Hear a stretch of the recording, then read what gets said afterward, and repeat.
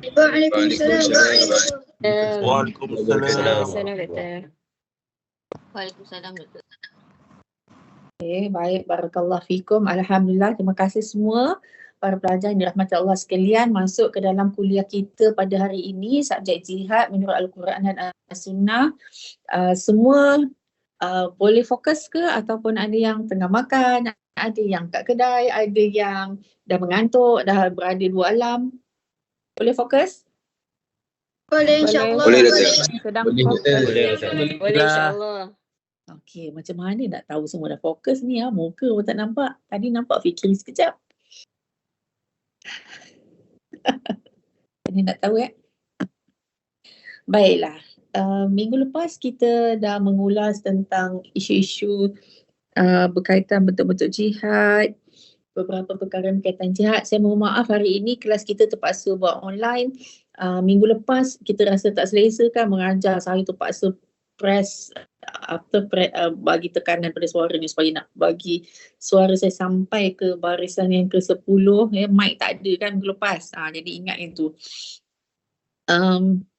Pada minggu ini saya kebetulannya ada bengkel dan saya berada di sebuah hotel di KL. Sebenarnya tengah lapar ni. Semua dah makan ke? Belum. Alhamdulillah. Alhamdulillah. Puasa kan hari Senin. Kenyang. Apa yang berlaku hari ini ialah kami semua ni ahli-ahli dalam mesyuarat ni nak turunlah pergi makan. Dah sampai dekat kafe dia tutup.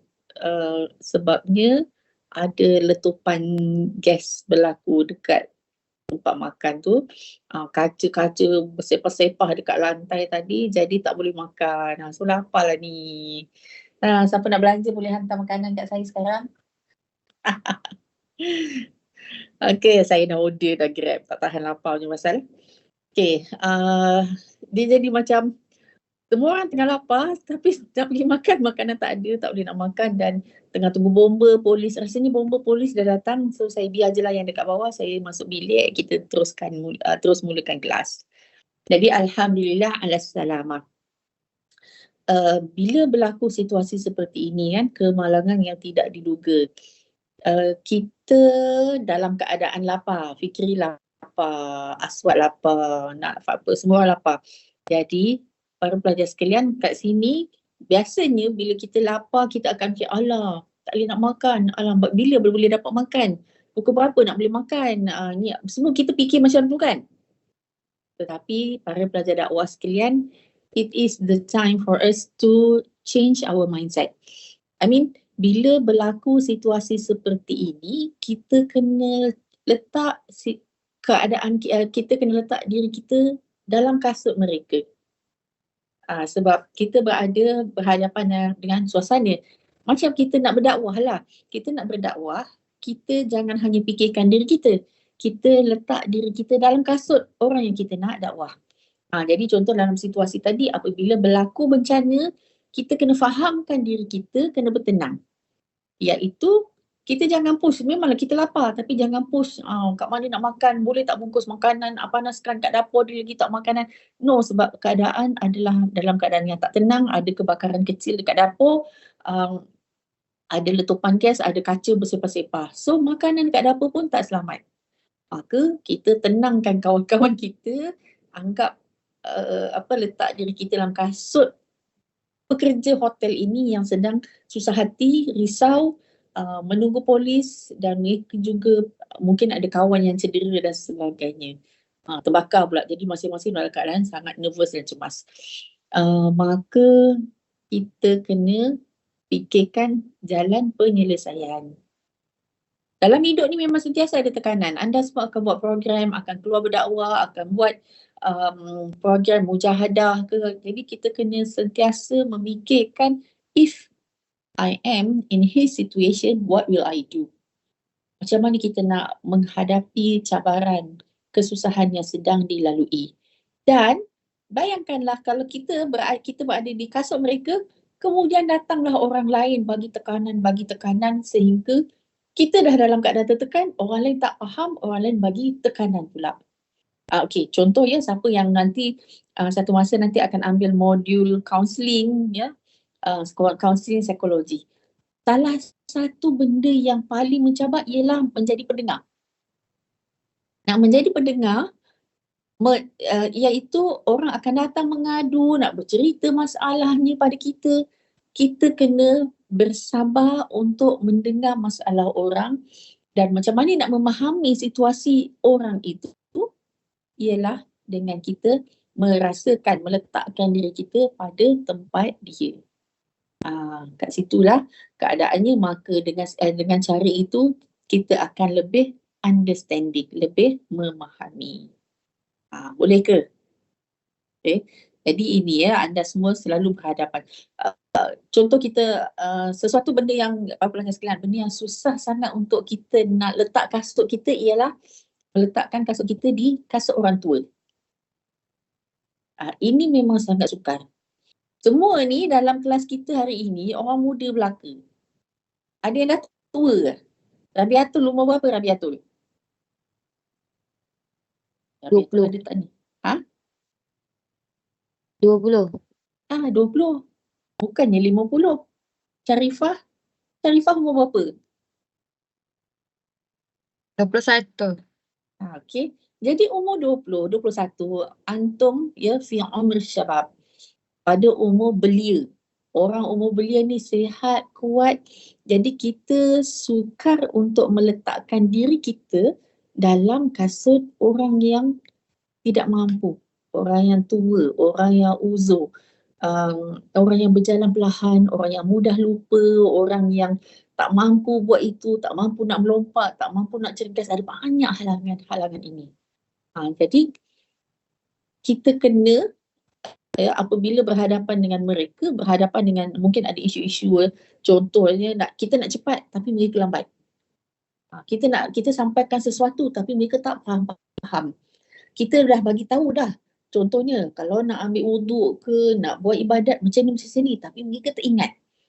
Dia perlukan kepada kesabaran kerana kasut kita ialah kasut orang hebat, kasut orang muda, kasut orang yang cergas. Bukan kasut orang yang tua, yang pelupa, yang lambat, yang tak kuat, yang tak sihat dan sebagainya.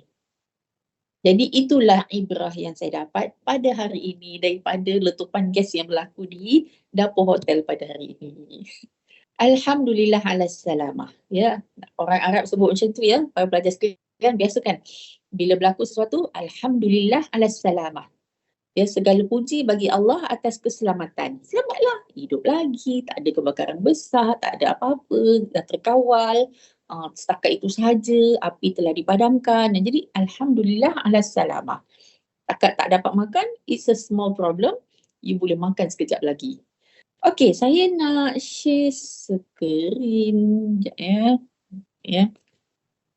Minggu lepas kita dah tengok dari segi Al-Quran, kita dah tengok dari segi As-Sunnah belum lagi kan? Lihat dari segi Al-Quran selesai.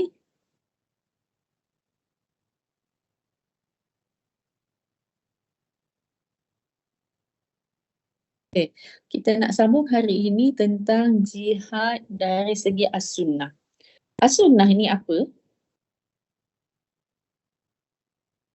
Hilang pula. Sekejap.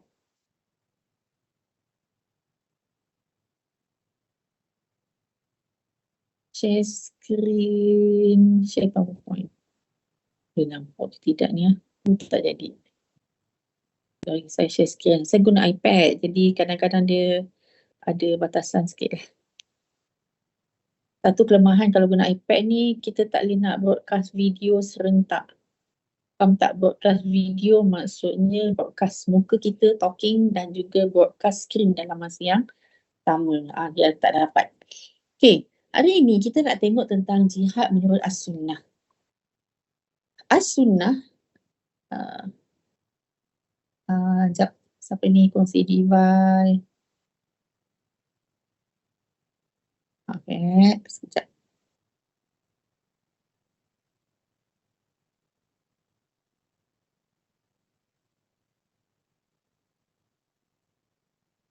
As-Sunnah ialah sumber utama dalam Islam. Kalau orang cakap apa itu sumber Islam, kemudian kita kata Al-Quran ialah sumber Islam. Al-Quran ialah sumber utama dalam Islam. Sebenarnya kita kena kembangkan lagi. Sumber utama dalam Islam ialah Quran dan Sunnah. Kenapa? Quran dan Sunnah itu adalah dua benda yang Rasulullah sallallahu alaihi wasallam sebutkan, lan tadillu min ba'di ma in tamassaktum bihima. Kalau kita terus berpegang kepada dua perkara ini, kita tidak akan sesat selamanya, iaitu Al-Quran dan As-Sunnah. Disebut oleh baginda Rasulullah sallallahu alaihi wasallam, selagi kita berpegang kepada Al-Quran dan As-Sunnah, kita tidak akan tersesat. Jadi kita nak fokus pada hari ini tentang As-Sunnah. Sunnah itu segala perkara yang dinisbahkan kepada baginda Rasulullah sallallahu alaihi wasallam, daripada perkataan, perbuatan dan juga takrir. Ya, takrir ni ataupun pengakuan baginda secara tidak, bukan melalui bukan secara lisan. Ya, tapi kita tahu itu adalah takrir, maksudnya pengakuan daripada baginda. Jadi perbuatan daripada perkara tiga tu lah ya, fi'lin, qaulin dan juga takrir. Maka dari situ kita dapat mengenal pasti perkara-perkara yang penting dalam agama. Itulah yang disebut sebagai as-sunnah. Perkataan sunnah para pelajar sekalian kadang-kali diguna untuk fahaman kita perkara-perkara yang sunat. Orang Melayu kita sebut, sunat buat tu. Ya, kau puasa apa ini hari Isnin? Puasa sunat. Okay. Sunat dalam konteks puasa sunat itu ialah dipanggil sebagai hukum. Okay, hukum perbuatan itu sama ada fardu ataupun sunat. Jadi sunat dibuat dapat pahala, tidak dibuat tidak berdosa. Manakala as-sunnah yang kita hendak bahaskan ini ialah, pada hari ini ialah segala perbuatan, perkataan dan pengakuan baginda Rasulullah sallallahu alaihi wasallam. Dalam konteks jihad, Rasulullah telah sebutkan hadis yang berkaitan pentingnya jihad. Jihad itu penting, satu keutamaan. Lihat dalam satu hadis yang diriwayatkan oleh Al-Bukhari nombor 2782. Qala Abdullah bin Mas'ud radhiyallahu anhu, sa'altu Rasulullah sallallahu alaihi wasallam. Qultu ya Rasulullah, ayyul amali afdal? Qala as-salatu ala miqatiha. Qultu thumma ay? Qala thumma birrul walidaini. Qultu thumma ay? Qala al-jihadu fi sabilillah. Fasakattu an Rasulillah sallallahu alaihi wasallam walau istazadtuhu lazadani.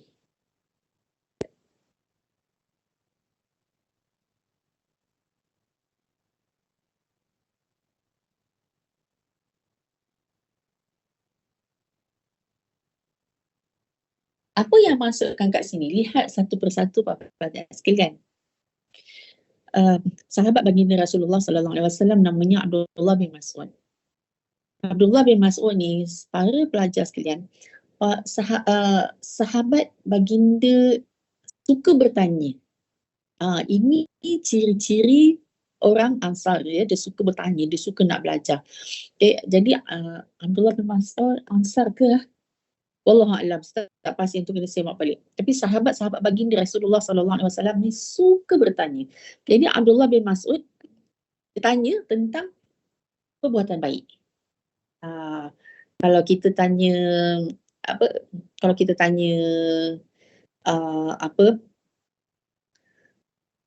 tanya mak ayah kita lah.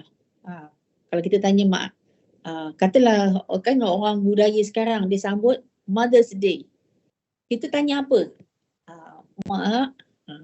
Mak nak hadiah apa Mother's Day nanti? Atau mak nak hadiah apa masa birthday mak nanti kan? Jadi kita suka tanya apa yang dia nak sangat. Para sahabat dia lain. Sahabat bagi dia tanya, apakah amalan yang paling mulia, yang Allah suka, yang Allah cinta? Tapi kat sini ada 3 jawapan yang diberikan oleh Rasulullah. 3 ini dia ada level. Yang pertama, solat ala miqatiha. Solat pada waktunya, bukannya ditangguh-tangguhkan. makan sampai luput waktu. Tak boleh. Rasulullah kata, dia telah bersabda, sampaikan kepada kita, solatlah pada waktunya. Kedua, ya, apa kan? Summa ai. Para pelajar sekalian, perhatikan lenggok bahasa yang digunakan. Tengok ya. Summa ai. Bila sebut summa ai, kemudian ayu, ya, kemudian apa? Jadi itu menunjukkan laras ataupun tahap, ya, apa yang paling baik. So paling tinggi solat pada waktunya. Jangan saja tinggal. Saya rasa dalam kelas kita pada hari ini semua solat subuh pada waktunya tadi. Betul tak?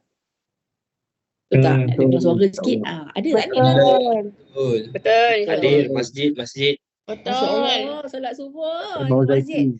Qiyamul Lail pukul 4 tak? Alhamdulillah. Okey, lewat sikit lah. Sekali-sekali. Qiyamul Lail pukul 5 Betul. Kita punya ketua kelas Naufal. Kejap, siapa ketua kelas itu? Lupa dah. Aina. Aimau Zaifin. Aina kita punya ketua kelas yang jaga solat subuh. Itu lelaki nama. Naufal. Betul lah Naufal. Naufal mana Naufal? Ya, saya. Sini, doktor. Okey. Boleh report sikit. Berapa orang bangun pukul 5 pagi? Oh, ramai, doktor. Alhamdulillah. Masya Allah. Alhamdulillah. Apa Ramai. buktinya? Ada roommate kat sini kak, bangun sama-sama dengan saya pergi solat subuh. Alhamdulillah. Dan maksudnya Masya kelas Allah. roommate tu classmate kak. Jadi, okey, semoga semua sekali insya-Allah berjemaah Qiyamul Lail kat masjid ke. Sebenarnya Qiyamul Lail lebih baik seorang-seorang. Okey, jadi menjadikan itu sebagai satu budaya. Okey. Disebut sebagai apa? Membiasakan yang biasa. Bukan. Membiasakan yang baik, ya, membiasakan yang betul. Baik, itu yang pertama tadilah, ya, tentang solat. Kemudian summa ai. Maka yang kedua tu apa? Birrul walidaini. Berbuat baik kepada kedua ibu bapa. Siapa hari ini dah WhatsApp tanya khabar ibu dan ayah? Bagi like sikit, bagi thumbs up sikit. Tak apa ni. Ada tak ni? Okay. Jadi jangan lupa, ya, ibu dan bapa kita ni orang yang sentiasa menerima segala kelemahan dan kekurangan anaknya.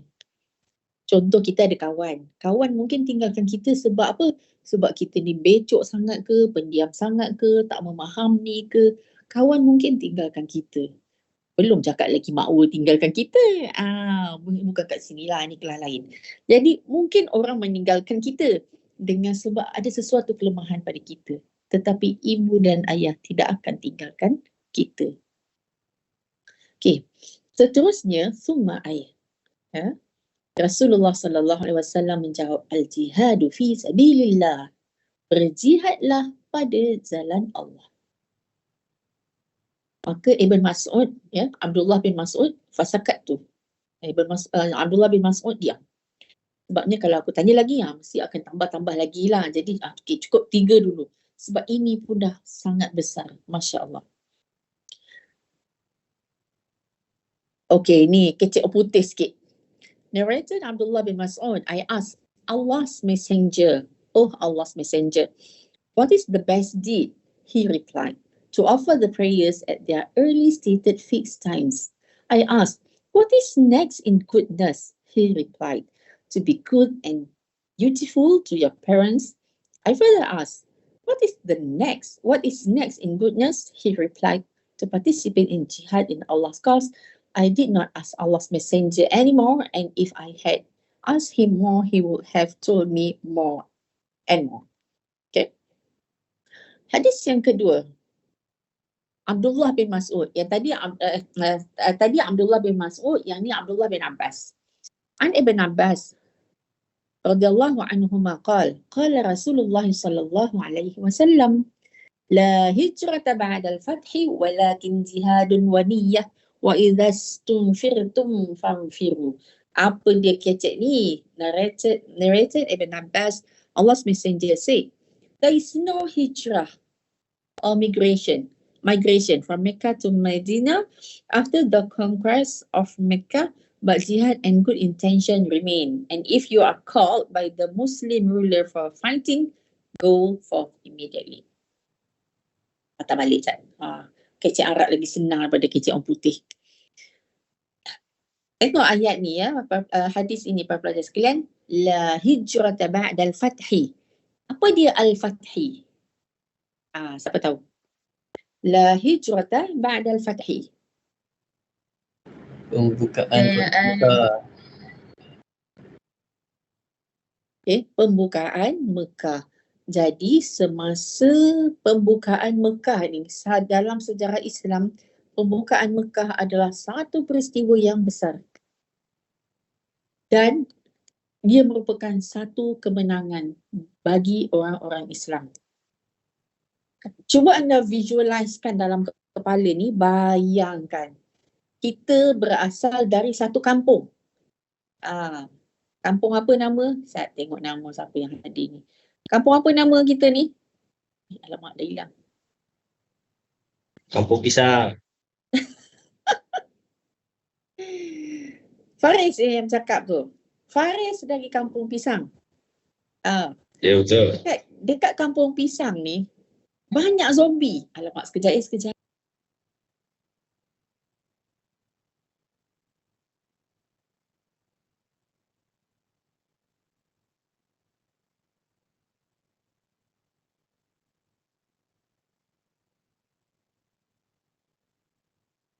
Sorry.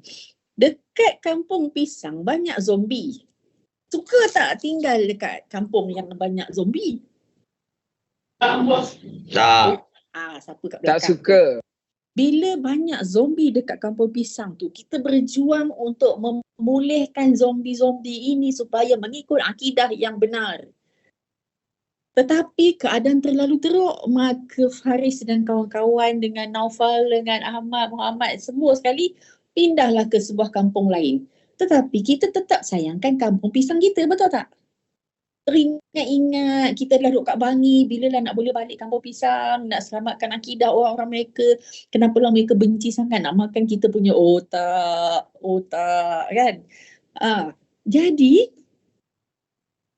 bila kita duduk lama dekat Bangi, orang-orang Bangi pun Masya Allah, Al-Ansar kan, marhaban ya marhaban, sayang kita hidup dekat Bangi. Walaupun Bangi itu hebat, kita akan tetap teringat-ingat Kampung Pisang. Tetapi kalau dalam sejarah, apabila berlaku hijrah, kan mula-mula hijrah dari Mekah ke Madinah. Ibarat dari Kampung Pisang pergi ke Bangi lah.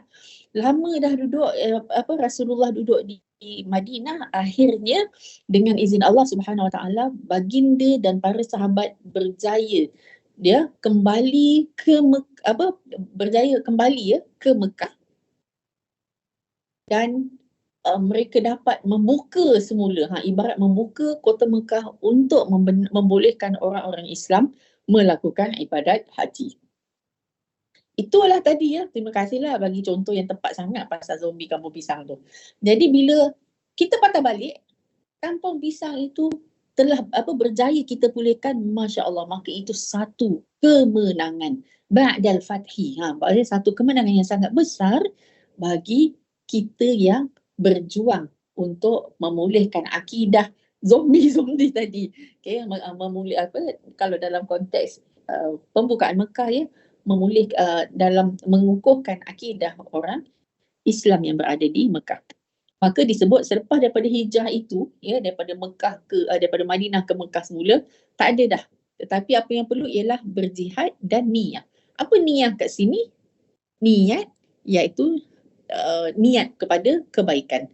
Okey, dan ditambah lagi wa idza stunfirtum fanfiru. Jadi yang jihad ni dia kata kalau dipanggil untuk turun berjihad, maka bergeraklah. Ya, cepat-cepatlah kita pergi berjihad. dalam hadis-hadis Rasulullah sallallahu alaihi wasallam menekankan pelbagai bentuk jihad. Dalam Sahih Al-Bukhari nombor 2784 an Aisyah. Aisyah adalah siapa Aisyah? Anak yang keberapa? Siapa Aisyah? Hello? Ada orang tak? Aisyah si isteri Rasulullah. Aisyah isteri Rasulullah. Anak Rasulullah yang perempuan nama? Fatimah Az-Zahra. Fatimah Az-Zahra. Jadi ingat itu, kadang-kadang orang terlupa bila saya perangkap sikit. Aisyah anak ke berapa dah dia confused. Aisyah anak baginda Rasulullah bla bla, bukan. Aisyah adalah isteri baginda Rasulullah sallallahu alaihi wasallam yang sangat disayangi. Ya, sebagaimana isteri-isteri yang lain jugalah. Jadi cuma masa Aisyah dikahwini katanya umur Aisyah itu masih muda. Maka dengan itu Aisyah adalah antara periwayat hadis yang paling banyak. Kenapa paling banyak? Yang paling banyak sebenarnya Abu Hurairah. Tapi Aisyah ni wanita, ya, isteri baginda yang paling banyak meriwayatkan hadis sebagai seorang wanita dan isteri. Kenapa banyak? Dia ada dua faktor. Senang nak ceritalah dua faktor, iaitu pertama, masa dia berkahwin tu dia masih muda dan dia masih ingat. Dan yang kedua, umurnya panjang. Bila umurnya panjang, maka lebih ramai orang ditemui untuk menyampaikan hadis-hadis baginda kepada sahabat yang lain. Okey. An Aisyah radhiyallahu anha annaha qalat ya Rasulullah tural jihad afdal al-amal afala nujahidu qala lakinna afdal al-jihad hajjun mabrur. Jadi Aisyah ni kekasih Rasulullah ni tanyalah suami dia, "Abeh, ada Kelantan ke sini?" Tak ada. Adik. Minggu lepas tanya ramai yang Kelantan. Jadi isteri tanya kan, tadi kan kalau kita patah balik tengok hadis-hadis lain cakap pasal jihad. Ni hadis Ibn Mas'ud cakap pasal jihad, al-jihadu fi sabilillah. Hadis yang Ibn Abbas ni bercakap pasal jihad, wa idza stunfirtum fanfiru. Kalau dipanggil untuk turun berjihad, turun berperang, maka turun. Maka Aisyah tanya suaminya, "Wahai Rasulullah, kita tahulah paling baik, benda paling baik ialah jihad. Tapi kita ni perempuan. Macam ni nak berjihad? Nak angkat senjata kan? Kalau dalam dewan kuliah tu tiba-tiba ada lipas. Lipas kalau berjalan kan? Apa dalam kelas kita ni? Lipas kalau tengah berjalan, nama dia lipas. Tapi lipas kalau terbang, namanya apa? Okey, tak payah cakap.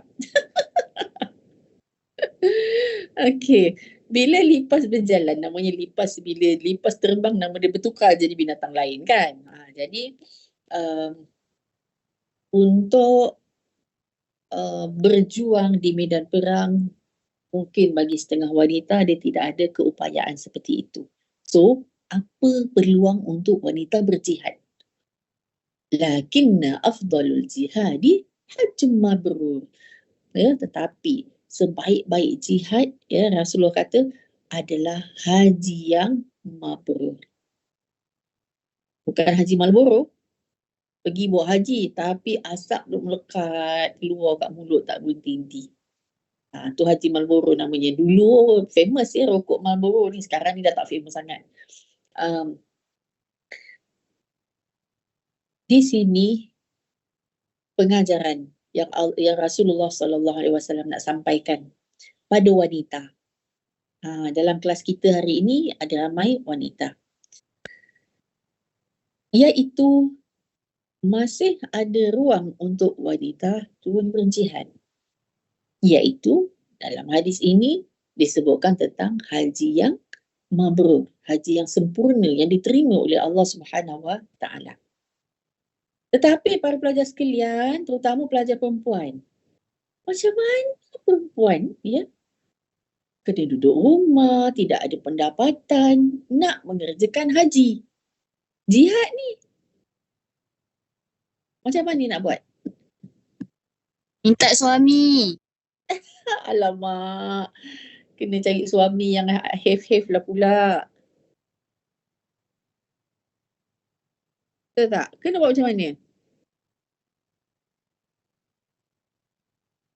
Kena fikir juga kan Nisa. Okay. Jihad. Tak kahwin lagi, doktor. Faris, kalau ada isteri kan, jangan menabung nak pergi haji tu fikir diri sendiri je. Kena menabung juga untuk isteri dan isteri. Faham? Isteri dan isteri. Betul. Okay, good luck lah kalau boleh isteri tu. Baik, kita sambunglah sikit. Maka kat sini mungkinlah ya, wallahualam, kalau wanita ada ke lapangan, harta, dapatlah kumpul harta. Sebab dalam konteks Aisyah, beliau ada di Mekah dan Madinah. Untuk pergi haji, dari Madinah pergi haji pun jihad. Kalau siapa yang pernah pergi melakukan umrah, kita naik bas dari Mekah pergi Madinah atau dari Madinah pergi ke Mekah. Kita naik bas. Sekarang ni ada kereta api laju, lagi senang. Jadi naik kereta api laju sejam je, Mekah Madinah sejam sahaja. Padahal dulu kalau naik bas mungkin sampai 5-6 jam. Jadi beza. Namun bagi kita wanita yang dalam konteks kat Malaysia, macam mana nak buat? Kita perlukan kewangan yang kukuh. Ya, kita bukan sekadar kos bas, kos kereta api laju, kos unta ke tak. Ya, lebih lagi. Kalau sekarang ni lagi dah 12,000, 15,000 ya, kena ada untuk mengerjakan haji. Maka berusahalah dari sekarang untuk membuat simpanan supaya mampu pergi haji. Itulah jihad kita. Itulah jihad kita. Berdikit-dikit buat keusahawanan kecil. Kalau tak kerja, usaha dari rumah. Kerana kalau bukan semua perempuan ada peluang untuk keluar bekerja. Ada yang kadang jaga orang tua sakit, kadang jaga anak, kadang jadi macam-macam lah. Ya, masalah masing-masing. Alright, kita tengok seterusnya. Sahih Al-Bukhari nombor 2786. Anna Aba Sa'id Al-Khudri radhiyallahu anhu qala qila ya Rasulullah ayyun nasi afdal qala Rasulullah sallallahu alaihi wasallam mu'minun yujahidu fi sabilillahi binafsihi wa malihi.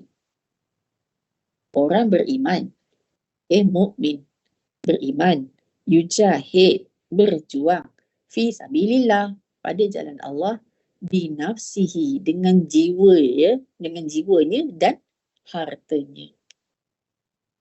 Summa man qala mu'minun fi syibin minasyi'abi yattaqillah wa yada'un nasa min syarrihi.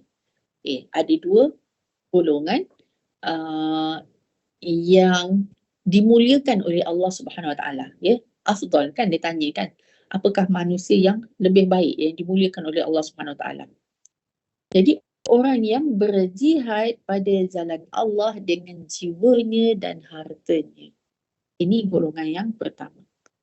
Yang kedua, mukminun, orang beriman yang tinggal dalam kaumnya, yattaqillah, dia bertakwa kepada Allah, wa yada'un nasa min syarrihi, dan mencegah manusia daripada perbuatan buruk.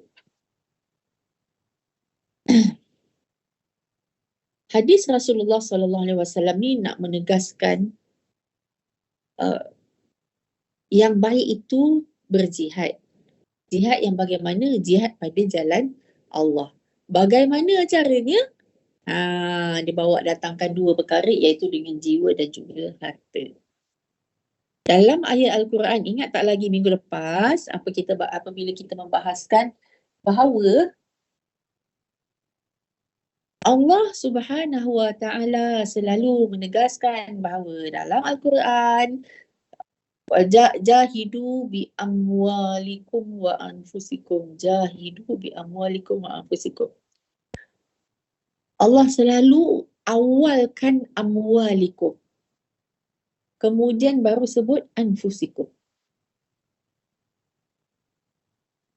Dua benda ini adalah jihad yang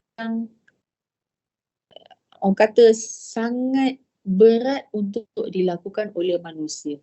Berjihad dengan jiwa kita. Macam mana? Ni kan kat sini. Mukmin yujahid fi sabilillah bi nafsihi. Macam kita kalau berjihad, jihad kita apa? Kita doa. Kita kata doa. Itu je kita mampu. Sedangkan Allah nak highlight sesuatu yang lebih besar lagi, iaitu bi nafsihi.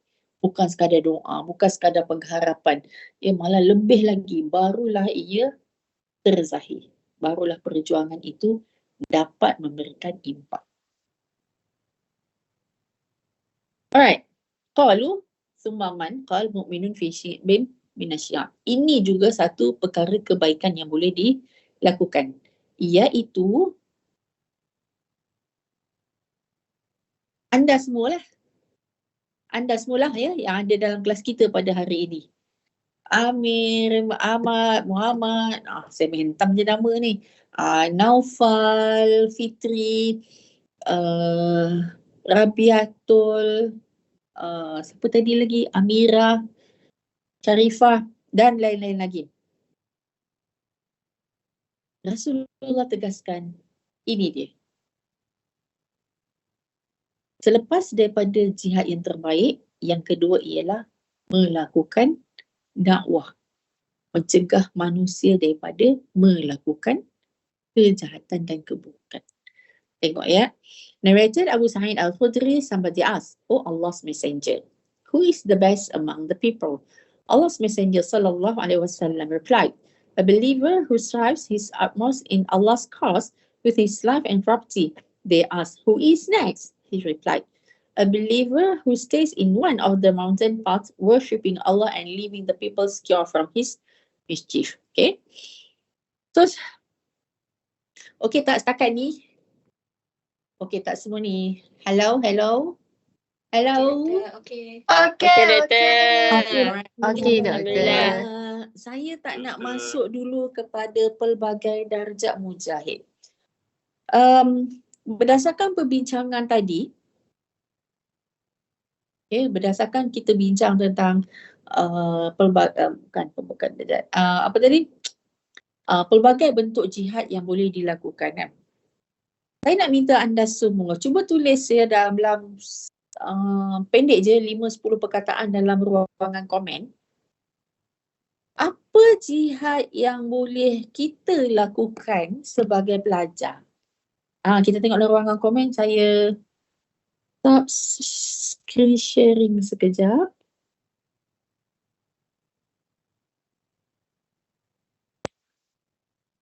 Okay, cuba tulis dalam ruangan komen kejap.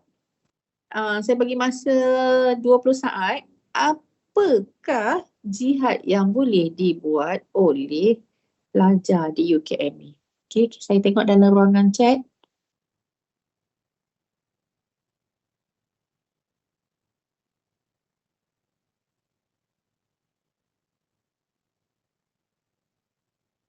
Tak ada orang reply lagi. Share screen. Doktor, Ya. dekat satu laptop dia tak keluar untuk chat punya. Dia kata kat sini we're having trouble loading your message. Dia tak boleh nak keluar. Saya pun tak nampak mesej sesiapa pun. Tapi boleh hantar mesej ke? Fikri boleh hantar. Test. Okey, yang lain?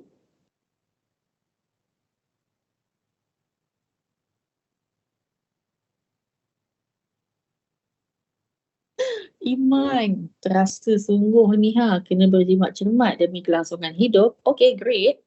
Okay, yang lain cubalah komen-komen ke siapa yang dapat. Kalau yang tak dapat tu, okay. So, kita bincangkan pandangan kawan-kawan kita kat dalam ni.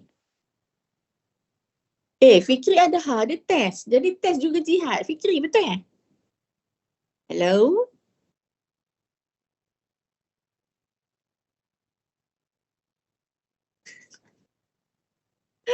Okay.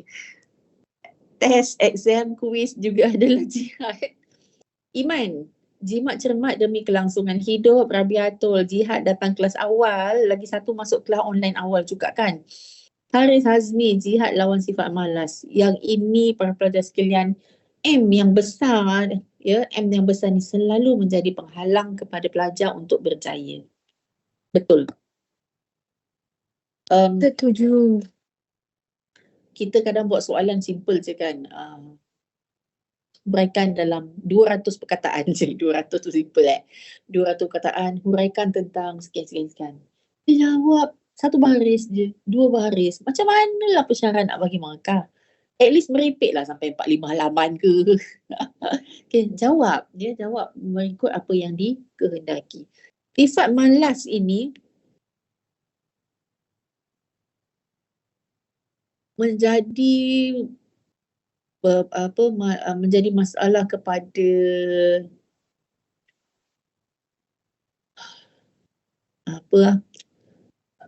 dari segi salah satu ciri mujahid, ya, mestilah tubuh badannya sihat dan kuat. Kan Haris? Untuk menjadi mujahid mesti sihat dan kuat. Kita dah bincangkan 2 minggu lepas untuk menjadi pejuang mestilah menguatkan ribatul khail. Ya, kalau ada kuda-kuda perang kena bagi dia kuat, siap, lengkap. Tubuh badan kita pun mesti kuat. Tetapi kita jangan lupa untuk kuat, untuk menjadi orang yang kuat, cekap, dia tidak berlaku secara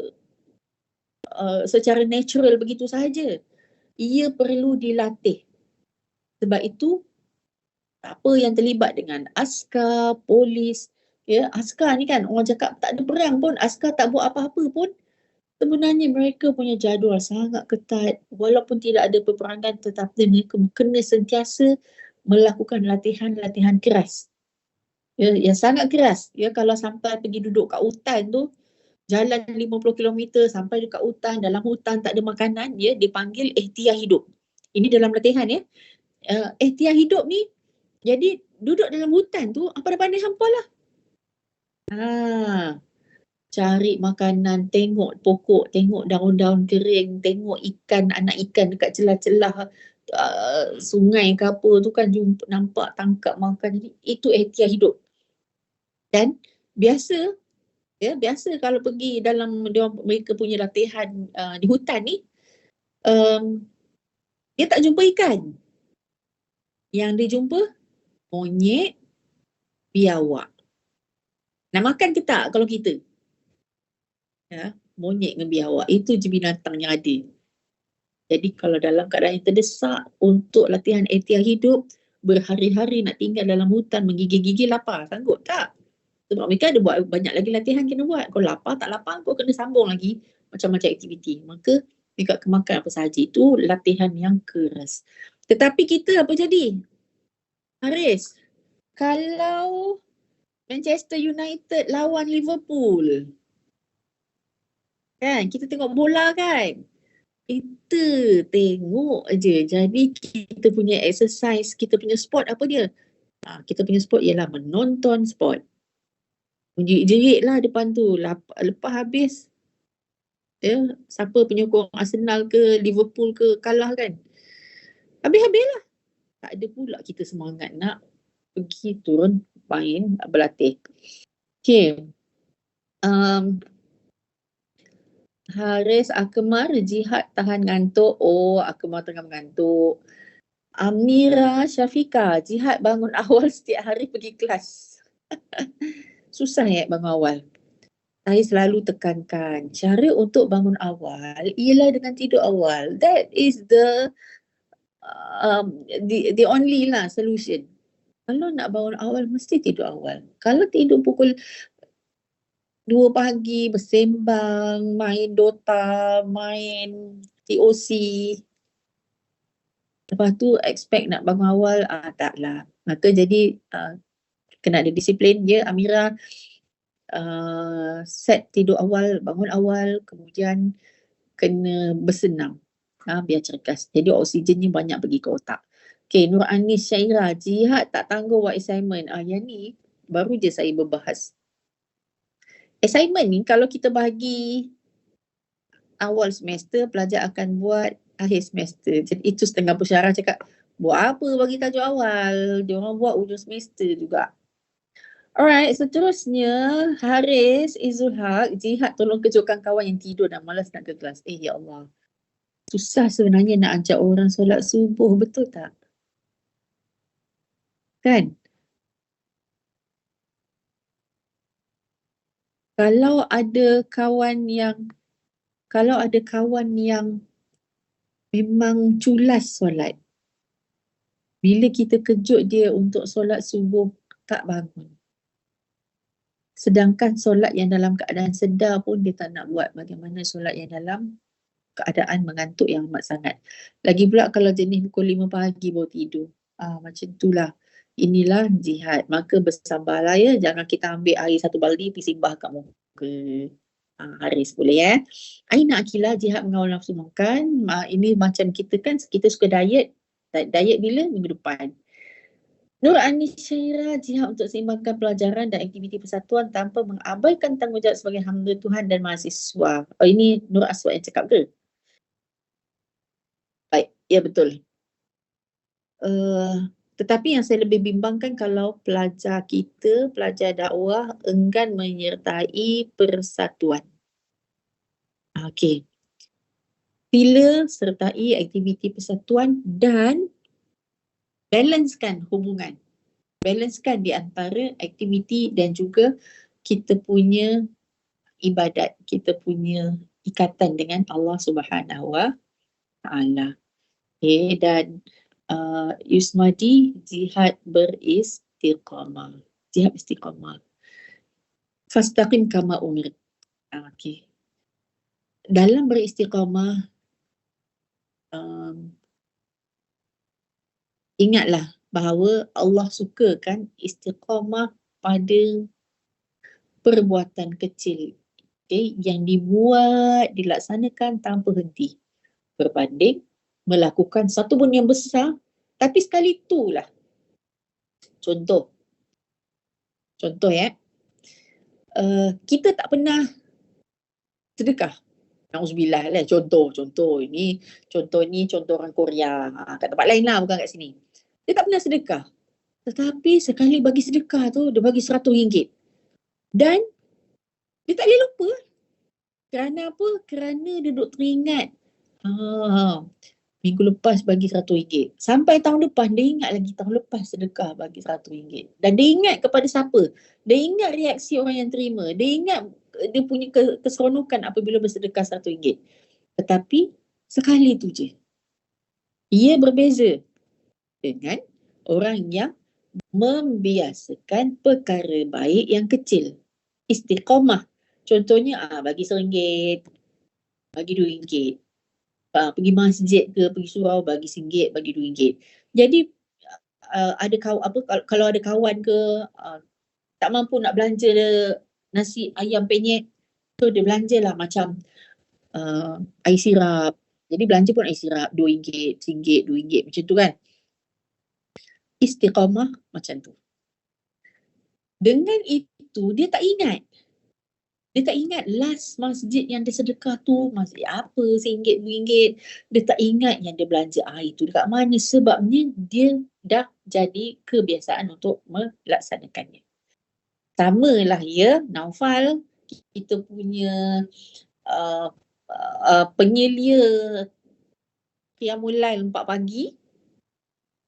Kalau kita tidak membiasakan perkara qiyamul lail, maka sekali bangun tu lah kita ingat. Kita ingat. Lepas tu kita duk ingat-ingat tu je. Tak buat lagi lah. Maka buatlah sesuatu qiyamul lail yang kecil tetapi berterusan. Contohnya, tak adalah setiap kali qiyamul lail tu tasbih, solat tasbih, baca tasbih sampai 300 kali. Mungkin bangun sekejap itu ini, tidur balik, bangun sekejap tahajud, solat hajat, lepas tu tidur balik, mungkin besok solat taubat, tidur balik, ataupun baca buku sampai subuh kan, sambung pula dengan solat subuh. tetapi istiqamah. Lebih baik itu daripada bangun sekali buat macam-macam hebat ya, tetapi tak buat-buat. Allah cintakan orang yang berterusan melakukan amal ibadat walaupun sedikit. Okey, kita sambung kepada pelbagai bentuk jihad. Okey tak ni? Kita kalau dekat dalam bilik kuliah ni saya dah suruh pusing kanan ya, tumbuk orang kanan. Okey tak ni? Okey, nampak ya slide pelbagai bentuk jihad. Nampak. Okay. Alright. Oh. Ada siapa-siapa yang duduk berdua dengan kawan-kawan ke?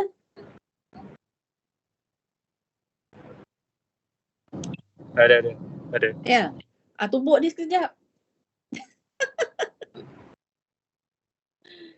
Alright, kita sambung Sahih Al-Bukhari 2784. An Aisyah radhiyallahu ni dah pelbagai bentuk jihad ni ya. Salah satu jihad ni dah sudah ni. Okey, kita nak sampai darjat mujahid. Okey. Darjat mujahid. Hadis ni panjang. An Abi Hurairah radhiyallahu anhu qala Rasulullah sallallahu alaihi wasallam man amana billahi wa bi rasulihi wa aqama as-salata wa shama ramadan kana haqqan 'ala Allah an yudkhilahu al-jannah jahada fi sabilillah aw jalasa fi ardihi allati wulida fiha. Faqalu ya Rasulullah afala nubashshirun nas?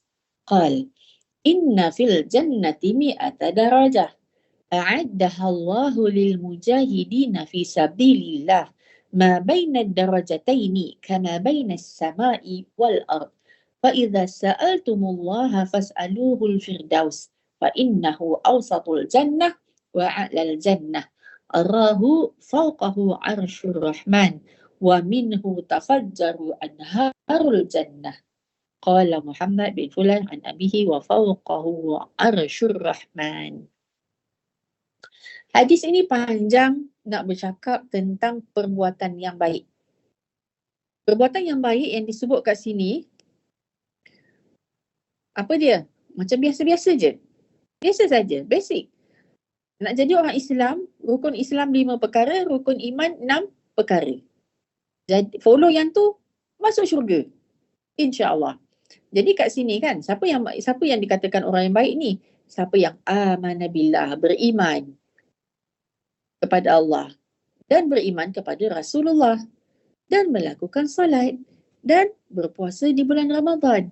Kalau buat ni apa? 1, 2, 3, 4. Zakah tak masuk dalam ni kan? Okay, jadi kalau buat yang ni, kana haqqan 'ala Allahi ayyudkhilahul jannah. Maka Allah berhak untuk masukkan dia ke dalam syurga. Macam tu je. Perlu berjihad tak? Tak payah. Tengok ni. Jahada fi sabilillah. Dia berjihad pada jalan Allah ke? Ataupun dia tak berjihad. Dia buat apa? Jalasa fi ardihi. Ardihi ni bukan bumi, bukan tanah ya. Duduk di atas duduk kekal di tanah airnya allati wulida fiha. Dia duduk kekal kat tanah air dia. Kampung mana tadi sebut? Kampung Pisang. Dia duduk saja. Dia buat apa? Dia beriman, dia solat, dia puasa. Dah Allah dah boleh masukkan dalam syurga. Jadi para sahabat, bila dengar macam ni, para sahabat kan dia suka berfikir. Arab ni dia critical thinking kan, dia fikir. Faqalu ya Rasulullah. Sahabat-sahabat tanya ni, Rasulullah, takkanlah kita nak bagi takkan kita tak nak bagi happy ni? Afala nubashirun nas? Tak ada ke kita nak bagi berita gembira pada manusia ni, orang awam ni? Rasulullah kata dalam syurga ada 100 darajat. Ada 100 darajat. Allah dah letakkan a'addaha Allahu lil mujahidina fi sabilillah ma baina darajataini kama baina as-sama'i wal ard. Allah dah letakkan ya syurga ni 100 tingkat berbeza-beza. Okey, untuk mujahidin ni dah ada kedudukannya Fa'idha sa'altumullah, kalau kamu nak minta doa daripada Allah, maka mintalah al-firdaus. Kita ada firdaus kan dalam ni? Siapa nama firdaus? Kalau kita nak berdoa, ya Allah, kan, ya Allah, masukkanlah aku ke dalam syurga. Tak cukup ya para pelajar sekalian. Ya Allah, masukkanlah aku ke dalam syurga firdaus. Fa'innahu awsatul jannah, itu adalah syurga yang paling baik. Wa'a'lal jannah, itu syurga yang paling tinggi. Aku dah melihat di atasnya ada Arash Ar-Rahman. Dan dari syurga firdaus itu tafajjaru anharul jannah. Dari syurga firdaus itulah mengalir sungai-sungai dalam syurga. Bermula dari syurga firdaus. Masya Allah. Sekarang semua ada dekat college ya? Ada yang ada dekat FPI ke? Siapa dekat FPI? Ada tak? Wah, senyap ni. Hello? Anyone? Hello, Doktor. Saya kat rumah Saya sewa. nak kacau je. Rumah sewa kan? Selesa tak rumah sewanya? Alhamdulillah, Doktor. Selesa. Alhamdulillah selesa. Apa yang ada? Ada peti ais? Ada semua lengkap. Yeah. Kalau rumah sewa tingkat atas, kalau lah ada orang lain sewa, kalau duduk apartmen kan, dekat tingkat atas tu rumah sewa, dia punya peti ais tu ada ais ketul, ada microwave, lagi best. Entah nak sewa rumah bawah ke nak sewa rumah tingkat atas tu? Atas lah, atas. Yeah, best lah kan? Okey lah. Jadi, tuan rumah cakap, kau buat baik, kau boleh pindah naik atas. Kita pun buat baik. Dapatlah naik tingkat atas. Bilik sewa yang lebih hebat. Sekali kita dapat berita. Rupanya kalau sewa tingkat lagi atas, dia ada mesin yang akan memakbulkan segala harapan. Especially makanan. Jadi dalam mesin tu kan macam Doraemon punya mesin. Request je. Hari ni saya nak makan pizza yang alah tak tahu nak sebut lah. Hawaii pizza bersama dengan ice blended, cappuccino ke whatever lah. Kat atas saja ada. Dekat Inta punya yang second rumah sewa tu tak ada. Tak pindah lagi ni atas. Enak. Tiap-tiap hari makan free, request saja. Tak nak ke? Siapa tadi yang cakap ni? Ya, Doktor. Saya anak, Doktor. Dan itulah ya, bayangkan. Allah menciptakan syurga itu bukan macam kita tengok bangunan-bangunan tinggi yang kita kata setiap kali naik atas lagi hebat, naik atas lagi hebat, naik atas lagi hebat. Yang Allah cipta ini adalah syurga yang 100 tingkatnya. Dan setiap kali kita naik ke atas itu, tingkatan syurga itu berbeza keadaannya. Iaitu semakin tinggi maka ia semakin paling baik. Allah Subhanahu Wa Taala ciptakan syurga Firdaus sehingga dari syurga Firdaus itulah mengalir sungai-sungai ke dalam syurga-syurga yang tingkat-tingkat yang lain. Tetapi apa syaratnya? Yang tadi kalau daripada tingkat rumah entah sekarang nak naik atas, kau buat baik boleh naik atas. Buat lagi banyak kebaikan boleh naik lagi atas. Allah syaratkan untuk nak sampai ke dalam syurga Firdaus ini, dia bagi kepada orang-orang al-mujahidin. Orang-orang yang berjihad pada jalan Allah Subhanahu Wa Ta'ala. Masya Allah. Gitulah ya. Kita cuba nak visualize bagaimana kebaikan. Ya, ganjaran yang Allah Subhanahu Wa Ta'ala itu berlipat kali ganda banyaknya dan Allah memandang kepada setiap kebaikan yang anda semua lakukan.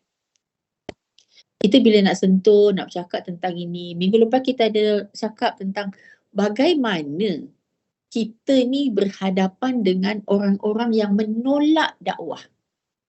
Kan? Dulu siapa dekat asrama jadi badak? Ya. Badak. Badan, dakwah dan kebajikan kan? Rohani. Apa yang suka? Badan dakwah Siapa? dan rohani, Badar. Badar pun ada. Badan, dakwah dan rohani. Ramai tak kawan NT? Tak. Tak ramai kawan. Sebab Kawan-kawan apa? kita badar-badar je. Badar kawan sama badar. Orang yang tak badar tak nak kawan sama badar. Sekolah saya dulu panggil badak. Badan dakwah dan kebajikan. Jadi siapa nak kawan dengan badak? Tak ada siapa nak kawan dengan badak. Badak kawan sama dengan badak. Itulah nama macam tu kan dulu. Tapi itulah jihad. Allah Subhanahu Wa Taala memandang kepada kebaikan-kebaikan yang dilakukan oleh badar dan badak dan pendakwah-pendakwah sekalian yang ada bersama saya pada hari inilah. Ya, kebaikan-kebaikan yang dibuat, kesabaran. Kadang-kala mematahkan semangat kita, kadang-kala mengecewakan kita. Salah satu syarat untuk berjihad ialah sabar. Dah belajar dah dalam kuliah kita pada minggu pertama, kedua dulu bahawa jihad itu sabar. Nak berjihad mesti ada sabar. Kalau tidak ada sabar, dia bukan jihad. Itu kita putus asa. Ya, itu kita patah harap. Bila bersabar ya dan terus melakukan ya istiqamah yang sedikit, Allah SWT telah janjikan sesuatu insya-Allah kepada anda semua. Amin insya-Allah. Maka dekat situ keadilan yang ada pada Islam ialah kebaikan yang kita buat hari ini bukan semuanya dapat dinikmati balasannya pada hari ini. Banyak kebaikan yang dibuat pada hari ini tidak dipandang oleh manusia. Ya, walaupun orang yang kita sayang, tak pandang pun kadang kebaikan yang kita buat. Sepatutnya orang yang kita sayang faham kita, tapi kadang tak nampak, tak pandang kita apa yang kita lakukan. Tetapi Allah Subhanahu Wa Taala Maha Pengasih, Maha Penyayang. Setiap sesuatu itu telah tercatat di sisi Allah Subhanahu Wa Taala untuk diberikan ganjaran. Mudah-mudahan. Alright. Dalam Sahih Al-Bukhari hadis 2792. Haddatsana Mu'alla ibn Asad, haddatsana panjang pula ni. Kita terus pergi ke Anas bin Malik radhiyallahu anhu. Ani Nabi sallallahu alaihi wasallam qala la ghadwatan fi sabilillah aw rawhatun khairun min ad-dunya wa Okey, relax, bertenang dulu. Siapa yang lambat tu? Narrated Anas bin Malik. The Prophet sallallahu alaihi wasallam said, a single endeavor or fighting in Allah's cause in the forenoon or in the afternoon is better than the world and whatever is in it. Okay, pergi berjuang pada jalan Allah Subhanahu Wa Taala lebih baik daripada minad dunya wa ma fiha. Dunia dengan isi-isinya ni tidak setanding dengan segala kebaikan yang Allah janjikan untuk orang yang berjihad pada jalan Allah. Saya melihat dalam konteks pada hari ini bagaimana kehebatan pejuang-pejuang Islam yang berada di Palestin. Masya Allah, luar biasa para pelajar sekalian. Luar biasa. Ada pejuang ya yang mahu dia mahu dibunuh oleh Israel. Dan dia akan buat apa sahaja untuk menunjukkan kebencian dia memusuhi Israel.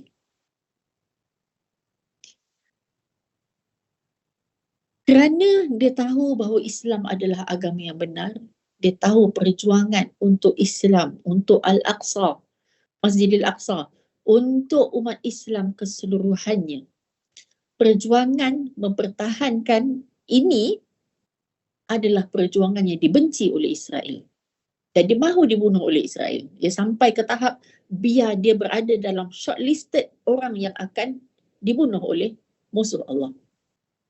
Kerana dia tahu itu, dengan cara itu, dengan dia berjuang mempertahankan agama, itulah yang akan menjadi jambatan menuju syurga Al-Firdaus. Okay. End of slide.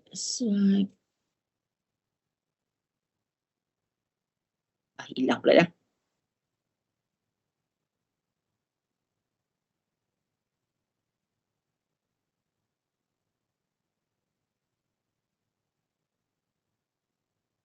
Jadi para pelajar sekalian, sudah hilang. Okey, ada balik. Saya tutup slide kejap, tengok muka saya. Berdasarkan apa yang kita telah pelajari tadi, bahawa pertamanya ada pelbagai bentuk jihad. Yang kedua, ada berbagai tahap orang yang berjuang, orang yang berjihad. Ada orang berjuang mengikut hawa nafsu. Ada. Contohnya, kisah Laila Majnun. Tahu kisah Laila Majnun? Dia punya perjuangan ialah mengejar cinta hatinya. Saya sebutkan ini dalam kita punya dalam kita punya persahabatan, kita punya kawan-kawan. Ada yang orang kata dah macam level Laila Majnun. Satu hadis Rasulullah SAW ada menyebutkan tentang innamal a'malu binniyat. Sesungguhnya setiap amalan itu adalah bergantung kepada niatnya. Dan hadis itu panjang, hadis riwayat Bukhari dan Muslim. Jadi hadis itu panjang. Dalam itu ada disebut kalau seseorang itu berhijrah kerana wanita, maka hijrahnya adalah kerana wanita itu. Dia akan dapat apa yang dia hijrahkan. Tetapi dia tidak akan sama dengan orang yang melakukan hijrah, melakukan kebaikan, jihad, ikhlas, sebagai satu perjuangan kerana Allah Subhanahu wa Ta'ala. Di situ juga Rasulullah SAW menjelaskan tentang ada pelbagai tahap-tahap orang yang berjihad itu sendiri. Mujahid tak semuanya sama dalam kerja mujahadah.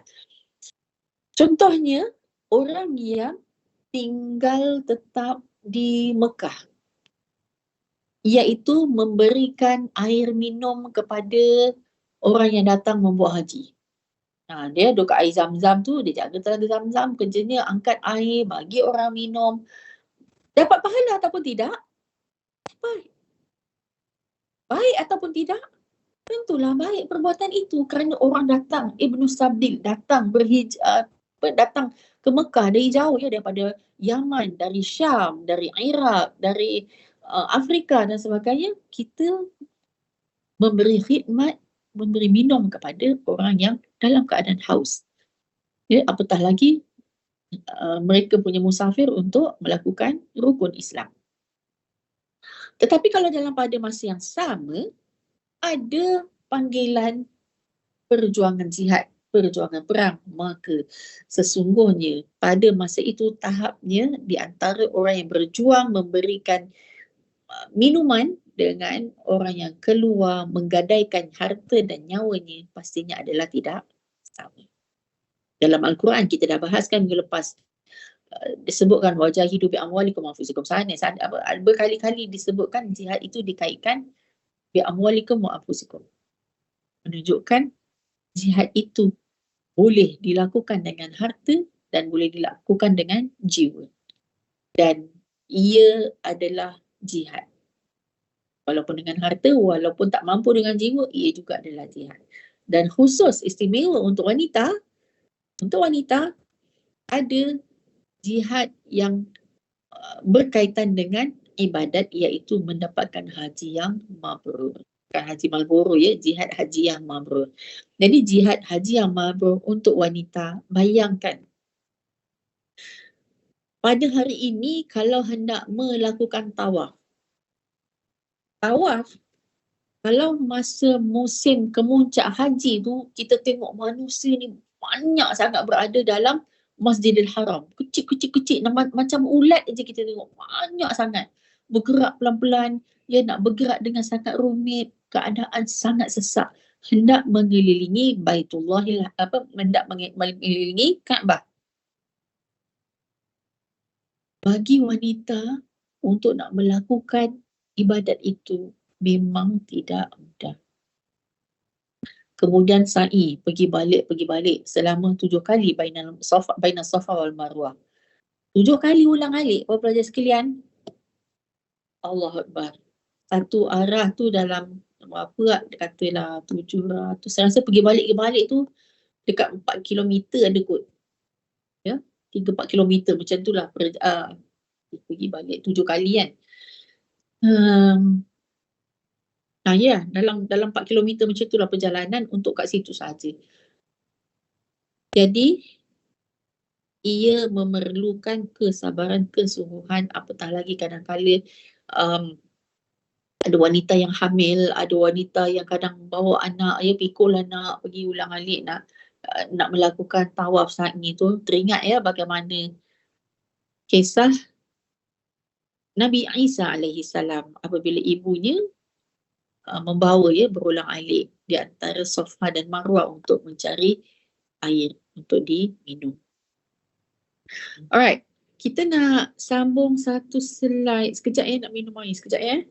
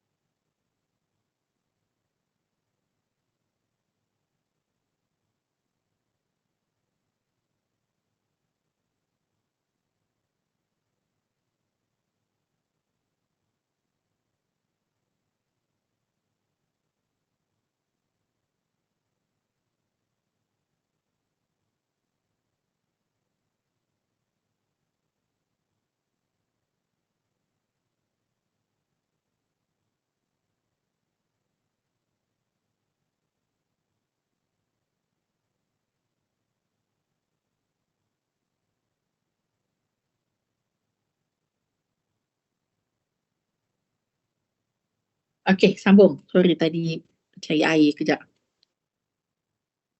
Selesai berkaitan dengan dalil dalil jihad yang merangkumi dalil daripada Al-Quran dan juga daripada As-Sunnah. Dan kita tengok daripada penghujahan dalil daripada Al-Quran dan As-Sunnah itu, ia mencerminkan betapa Islam sangat menekankan tentang perjuangan. Kita kan kawan-kawan kadang down, kadang stres, kadang rasa macam kecewa. Tapi Allah nak menekankan kepada kita tentang berjuang, berjihad. Untuk nak menjadikan kita jangan mudah putus asa. Sesungguhnya rahmat Allah itu dekat. Bantuan Allah itu dekat. Okey, hari ini kita nak sambung pula tentang sejarah pensyariatan jihad. Iaitu, kita tidak boleh lari daripada mengungkap semula peristiwa yang dilalui oleh baginda Rasulullah sallallahu alaihi wasallam. Perjuangan baginda semasa di Mekah selama 13 tahun, kemudian diikuti oleh perjuangan di Madinah selama 10 tahun. Total 23 tahun. 23 tahun baginda berdakwah kepada umat Islam. Dan juga kepada orang bukan Islam supaya menerima akidah mentauhidkan Allah Subhanahu wa taala. Kalau diringkaskan tentang perjuangan, kita nampak seperti ini. Di peringkat awal, ini adalah satu peringkat di mana orang Islam berada di Mekah dan telah menghadapi pelbagai ujian yang sangat hebat. Tengok surah surah Ali Imran. Ali Imran iaitu kisah tentang Yasir, keluarga Yasir. Sabran ala Yasir fa inna mau'iduhumul jannah. Sabarlah wahai keluarga Yasir, sesungguhnya janji Allah untuk mereka ialah syurga. Bacalah ya para pelajar sekalian, cuba cari maklumat. Kisah Sumayyah, kisah Yasir, kisah bapa dia, bagaimana mereka kekal dalam akidah mentauhidkan Allah Subhanahu Wa Taala walaupun dicampak ke dalam api. Lihat bagaimana ketabahan kesabaran Bilal bin Rabah yang diikat di atas padang pasir, diletakkan batu besar di atasnya. Allahu Akbar. Tak boleh kita nak gambarkan kesusahan, keseksaannya. Bayangkanlah kalau kita berada di panas terik, kita berada di satu kawasan lapang, yang kita pijak ialah pasir-pasir kering, bukannya rumput, bukannya tempat yang gebu, yang sejuk, ada pokok, tidak. Kering. Batu-batu, pasir sahaja. Dibaringkan Bilal bin Rabah di atas pasir yang panas itu, dalam cuaca tengah hari yang terik, dan diletakkan batu besar pula di atasnya dengan paksaan supaya Bilal bin Rabah meninggalkan agama Muhammad. Ya, azam orang-orang Arab jahiliyah pada masa itu hendak mengembalikan Bilal bin Rabah kepada agama menyembah berhala. Masya Allah, kesabaran yang sangat hebat ditunjukkan oleh Bilal bin Rabah. Kita lihat dalam surah An-Nisa ayat 77. Dalam surah An-Nisa ayat 77, firman Allah Subhanahu wa Ta'ala.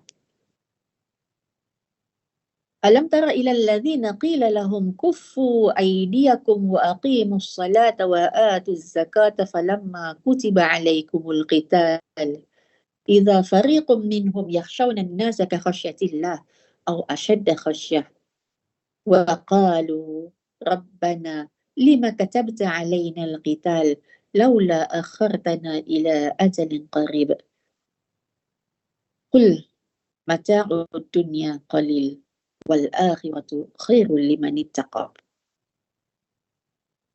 wala tuzlamuna fatila. Maksud ya, tidakkah engkau hairan melihat wahai Muhammad akan orang-orang yang pernah dikatakan kepada mereka, tahanlah tangan kamu daripada bertindak melancarkan perang yang belum diizinkan. Dan dirikanlah sembahyang serta berikanlah zakat. Okay, tengok kat sini ni tentang ni, tahanlah tangan kamu daripada bertindak melancarkan perang yang belum diizinkan. Itu dia punya keyword lah ya, petikan yang menjelaskan kena bersabar semasa di awal Islam. Okay, tapi konteks yang nak disebutkan, tidakkah engkau hairan melihat wahai Muhammad, orang yang dulu kita kata sabar, tahan ya, jangan lancarkan perang lagi, sabar. Okay, dan dirikanlah sembahyang serta berikanlah zakat. Mereka minta hendak berperang, tetapi kemudian apabila mereka diperintahkan berperang, tiba-tiba sepuak di antara mereka merasa gerun kepada manusia sama seperti mereka merasa gerun kepada azab Allah, atau lebih gerun lagi. Lalu mereka merayu kepada Allah dengan berkata, wahai Tuhan kami, mengapa engkau wajibkan kami berperang pada saat ini? Mengapa engkau tidak biarkan kami hingga ke tempoh yang singkat, iaitu hingga akhir hayat kami? Katakanlah wahai Muhammad, harta harta benda yang menjadi kesayangan di dunia ini adalah sedikit sahaja dan akhirnya akan lenyap. Dan balasan hari akhirat itu lebih baik lagi bagi orang-orang yang bertakwa kerana ia lebih mewah dan kekal selama-lamanya. Dan kamu pula tidak akan dianiaya sedikit pun. Jadi nak highlight kat sini kan, masa awal Islam, ya, dalam sejarah ni disebutkan dalam ayat Al-Quran ini, ada sejarahnya, bahawa dulu mereka ni ada segolongan manusia ni yang dah tak tahan dah, nak perang dah. Tapi Allah suruh perintahkan sabar, tahan. Rasulullah kata tahan, sabar, jangan perang, sabar. Okey, tetapi rupanya sebahagian golongan ni apabila sampai masa seruan berjihad, mereka pula gerun tak berani untuk turun berjihad. Okay, jadi nak highlight kat bawah ni balasannya, ingatlah ya bahawa ada sesuatu yang lebih baik dan mewah, ya, yang kekal selama-lamanya. Okey, kemudian dalam surah Al-Hajj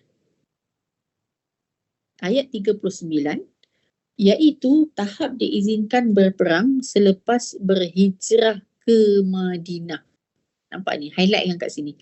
Masa yang awal ni nak bercerita tentang kisah umat sebahagian manusia lah ya, zaman baginda, iaitu yang enggan berperang apabila disuruh berperang, sedangkan Rasulullah masa peringkat awal masa dia nak perang tu, Rasulullah suruh bersabar, jangan angkat senjata lagi. Kemudian apabila berlaku peristiwa hijrah, ya, pada tahun pertama hijrah, diizinkan berperang. Surah Al-Hajj ayat 39. Surah Al-Hajj ayat 39. Dah terlepas ke ni? Oh, tak nampak dah mata saya ni. Tak balik. Mana surah Al-Hajj? Okey. Okay, semua masih bersama dengan saya. Hello. Masih ada. Okey, seorang tolong bacakan ayat Al-Quran ni, tolong baca.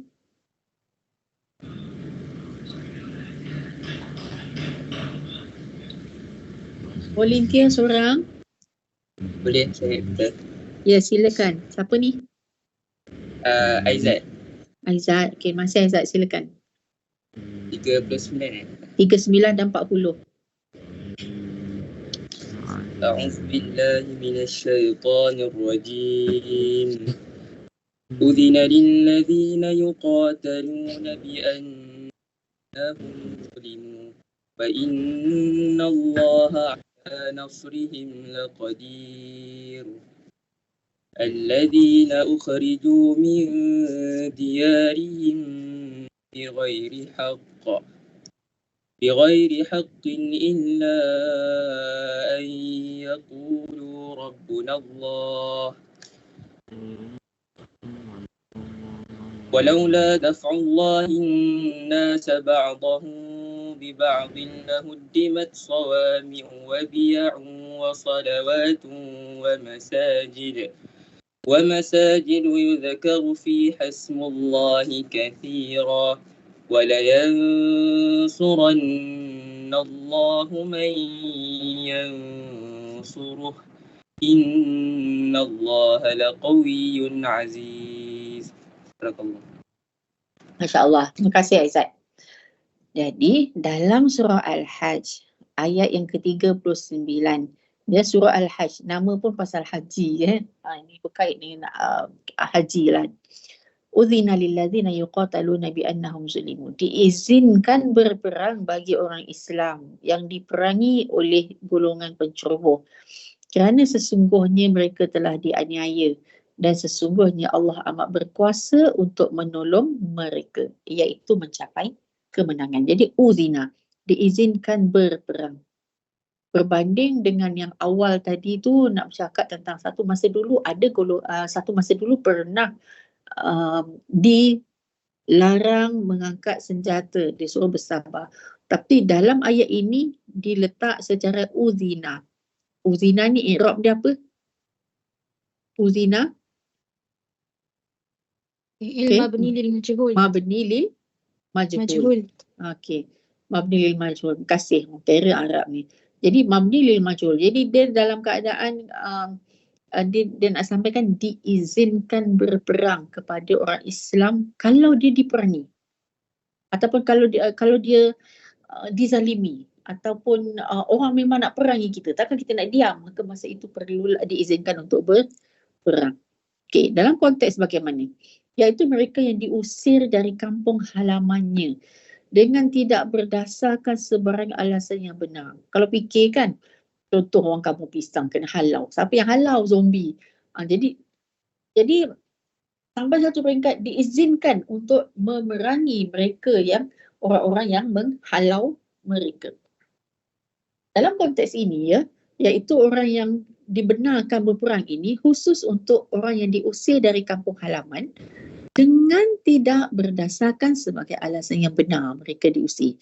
Semata-mata kerana mereka Tuhan kami. Astaghfirullahaladzim. Kerana mereka berkata Tuhan kami ialah Allah. Okay, contohnya kalau orang Arab yang berada di Mekah, Abu Jahal nak tangkap, nak perang. Kerana apa? Kerana kau kata Tuhan Nabi Muhammad iaitu Allah itu adalah Tuhan yang benar. Allah itu Tuhan kami. Jadi hanya dengan sebab itu Abu Jahal nak bunuh dia. Okay? Abu Lahab nak bunuh dia. Dan musuh-musuh Islam yang lain lagi lah. Jadi dalam konteks ini sampai satu peringkat diizinkan. Dan kalaulah Allah tidak mendorong setengah manusia menentang pencerobohan setengah yang lain, nescaya runtuhlah tempat-tempat pertapaan, tempat-tempat gereja kaum Nasrani dan tempat-tempat sembahyang kaum Yahudi. Dan juga masjid-masjid orang Islam yang sentiasa disebut oleh Allah banyak-banyak padanya, dan sesungguhnya Allah akan menolong sesiapa yang menolong agamanya. Sesungguhnya Allah Maha Kuat lagi Maha Berkuasa. Baik, kita sambung sikit lagi sampai peringkat yang ketiga. Dalam surah Al-Baqarah ayat 190, iaitu tahap berperang melawan musuh yang memerangi orang Islam terlebih dahulu. Okay, kita tengok 190.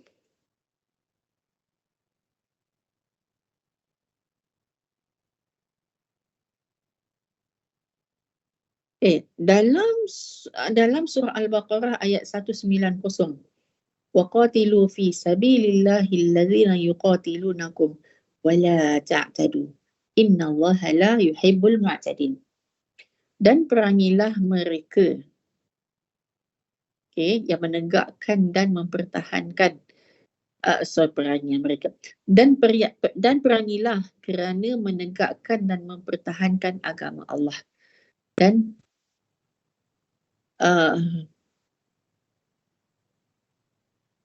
iaitu orang-orang yang memerangi kamu, dan janganlah kamu menceroboh dengan memulakan peperangan, kerana sesungguhnya Allah tidak suka kepada orang-orang yang menceroboh. Sambung lagi, waqtuluhum haitsu thaqiftumuhum wa akhrijuhum min haitsu akhrajukum wal fitnatu asyaddu minal qatl wa la tuqatiluhum 'indal masjidil haram hatta yuqatilukum fihi fa in qataluukum faqtuluhum kadzalika jazaa'ul kafirin. Dan bunuhlah mereka. Ini peringkat seterusnya, dan bunuhlah mereka iaitu musuh yang memerangi kamu di mana sahaja kamu dapati mereka, dan usirlah mereka dari tempat yang mereka telah mengusir kamu. Dan ingatlah bahawa fitnah itu lebih besar bahayanya daripada pembunuhan. Dan janganlah kamu memerangi mereka di sekitar Masjidil Haram sehingga mereka memerangi kamu di situ. Oleh itu, kalau mereka memerangi kamu di situ, maka bunuhlah mereka. Dan demikianlah balasan bagi orang-orang yang kafir. Ini yang sambungannya tadi ni okay, sampai ke peringkat surah yang sama, sampai ayat 193, iaitu tahap berperang untuk memerangi seluruh musyrikin. Kita lihat ya. Alamak, terkira pula.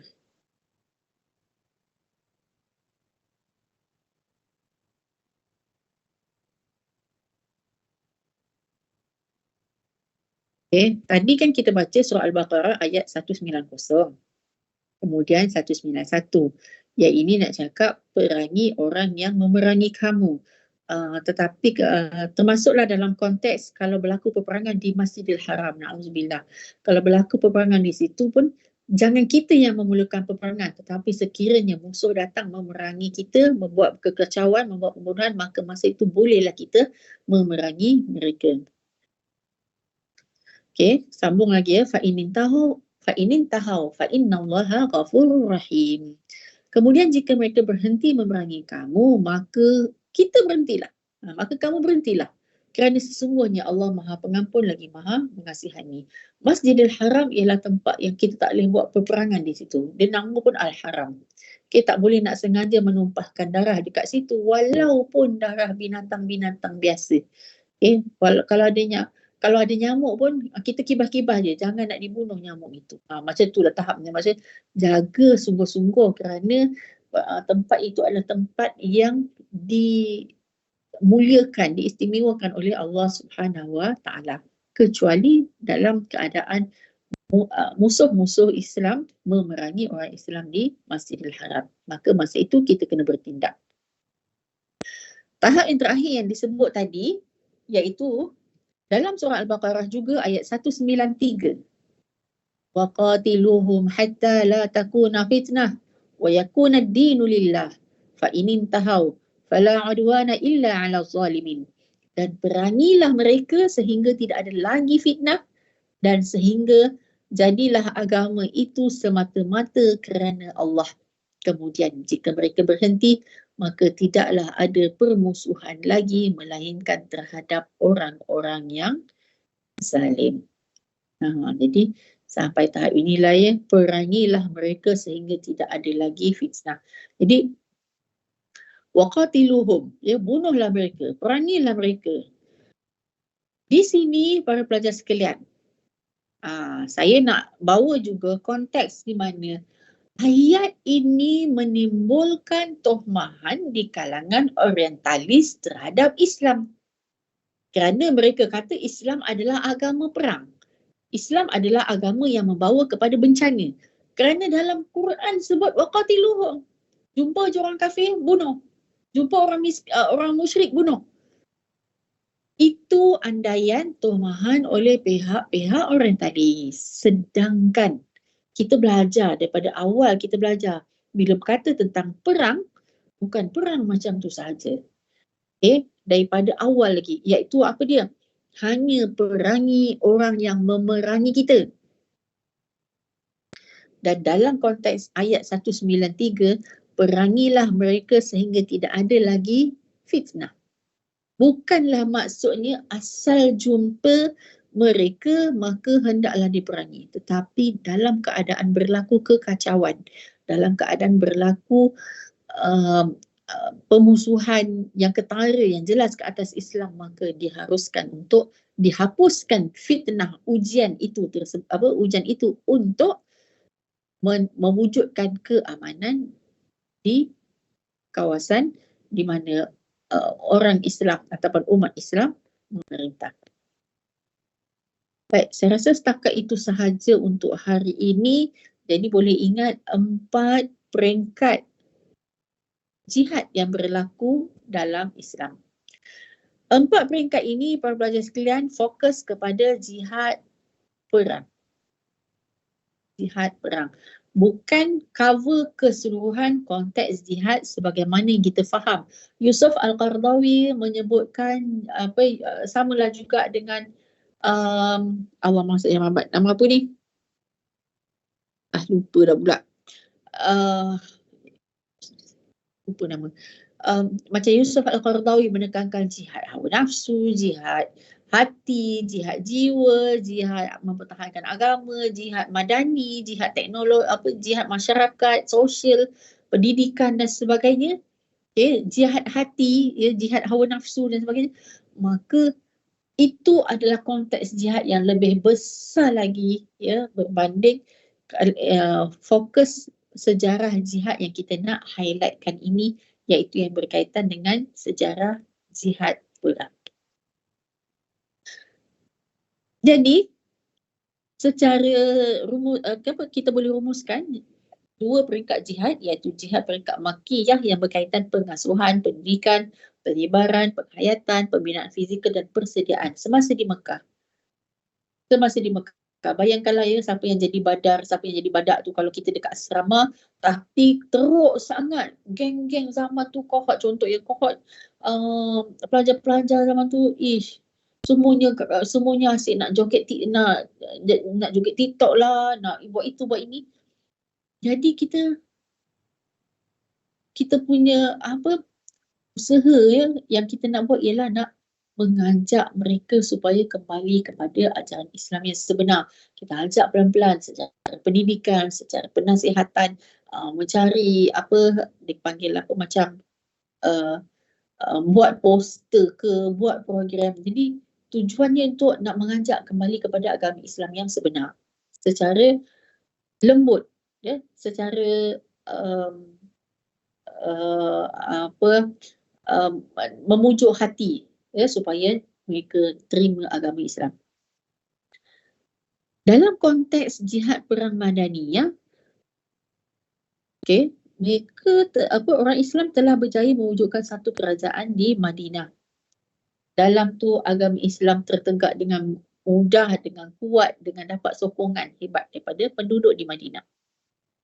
Dan dalam masa yang sama, ya, semasa baginda di Madinah, yang di Mekah tu masih tak tentu arah lagi, masih lagi dengan amalan syirik, khurafat dan sebagainya. Maka sampai satu peringkat, ya, apabila musuh-musuh Islam terus memerangi orang Islam, maka dibenarkan berperang dengan bersyarat, ya, jihad perang adalah jihad yang bersyarat. Apa dia? Kita belajar tentang bagaimana syarat dalam peperangan. Tidak boleh dibunuh wanita, tidak boleh dibunuh orang-orang tua, tidak boleh bunuh kanak-kanak, tidak boleh potong pokok, tidak boleh menghancurkan kemudahan-kemudahan yang asas inilah, ya. Tak jauh sangat kalau kita tengok apa yang berlaku di Palestin. Kalau yang berlaku di Palestin, yang dibom apa? Keseluruhan rumah, manusia, kemah yang tidak ada pertahanan apa-apa, dan hinggalah ke hospital, masjid dan sebagainya. Semuanya dihancurkan oleh musuh Islam yang namanya orang-orang Yahudi. Okey. Di peringkat dalam jihad peringkat Madaniyah juga, ya, ada pengharaman berperang di bulan suci. Berperang di bulan suci ni contoh macam ni. 1959.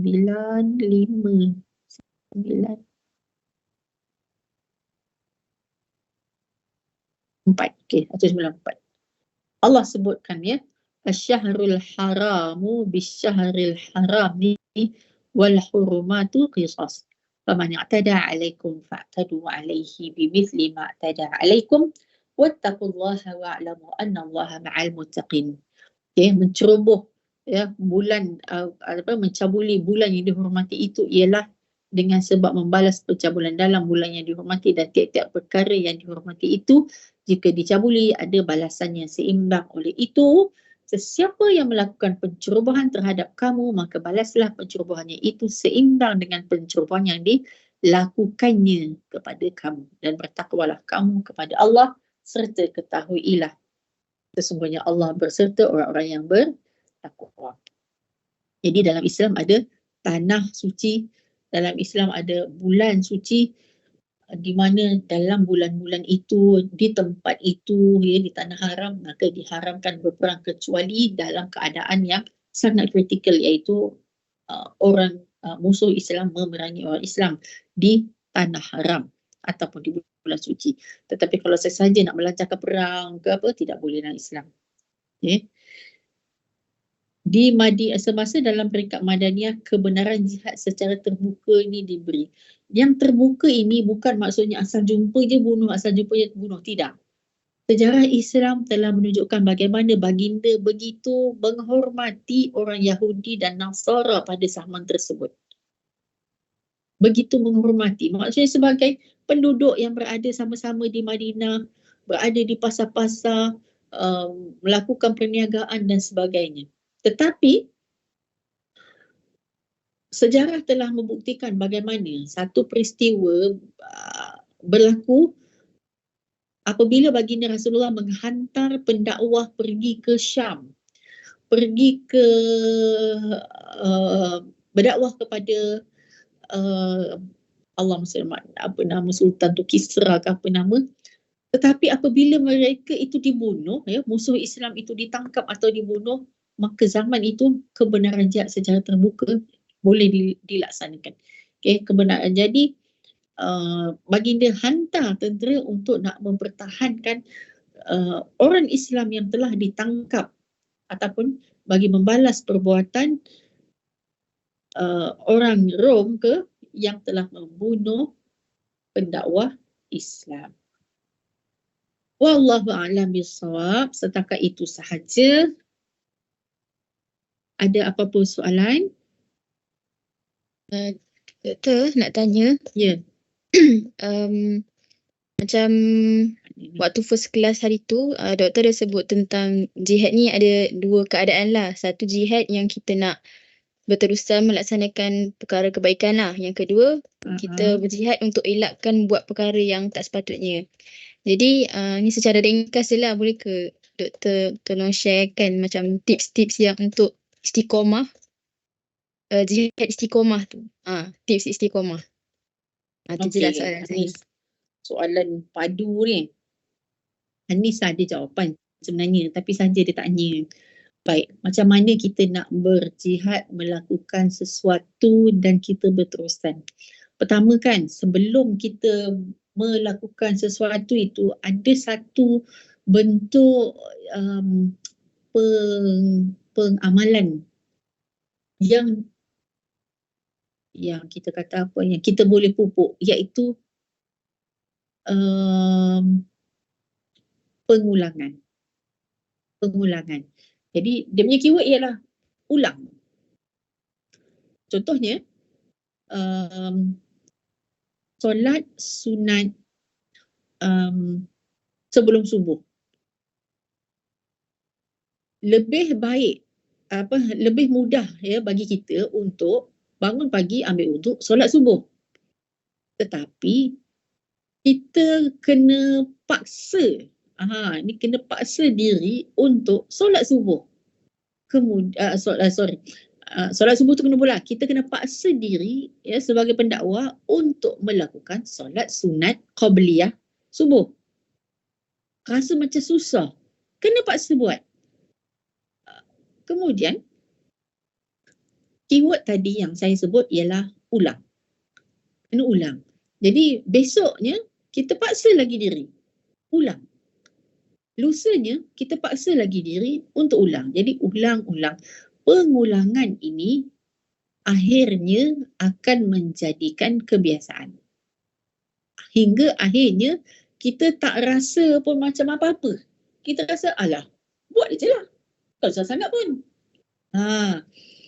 Samalah juga macam contoh bersedekah. Kalau kita tak paksa diri untuk keluar RM1 je, jangan stres nak bagi banyak-banyak, keluar RM1.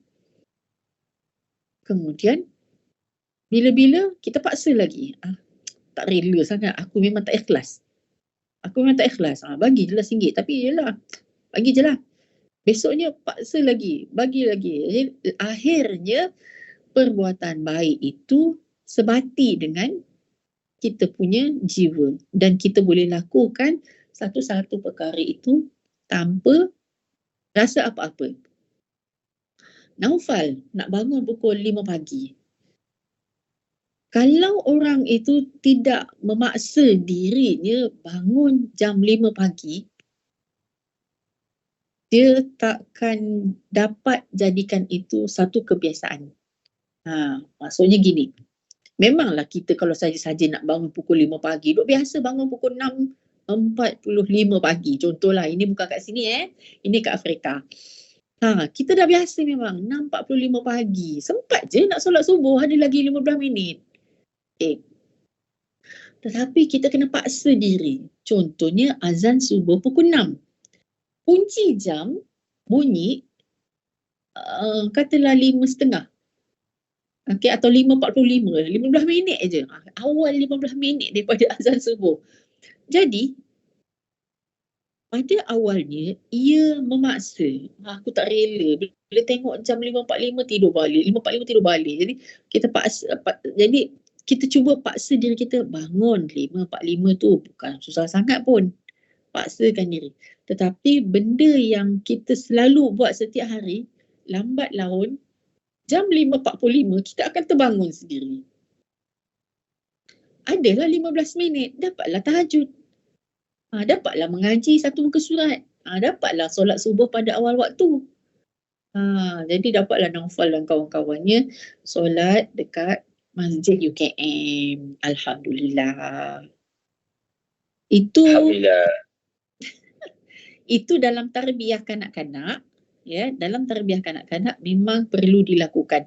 Cuma kita tak katalah, kita tak pakailah word paksa. Ya, sebab kita nak jadikan benda tu sebagai satu rutin yang dia boleh buat sendiri, tak payah cakap. Kita taklah paksa, tetapi tarbiyah kanak-kanak memang macam tu. Kena ingat, ajak selalu bangun solat subuh. Besoknya kejut lagi solat subuh. Solat subuh. Jangan kata subuh. Budak-budak ni kan, maghrib pun kadang lihat. Maghrib ni senang je sebenarnya kan. Dah lah 3 rakaat je. Lepas tu cuaca, bukan cuaca apa, daripada siang kepada malam tu dia memang ketara sangat perbezaan. Jadi dah maghrib. Terasa maghrib. Maghrib kena solat. Tapi kadang-kadang kanak-kanak ni maghrib pun susah. Tapi kita ajak. Pengulangan ini akhirnya insya-Allah akan menjadikan amalan ibadat itu sebagai satu rutin yang dia boleh buat tanpa rasa terpaksa lagi. Dan dia boleh istiqamah tanpa terbeban. Panjang jawapan Hanis. Okey ke tak? Hanis ada soalan lain lagi?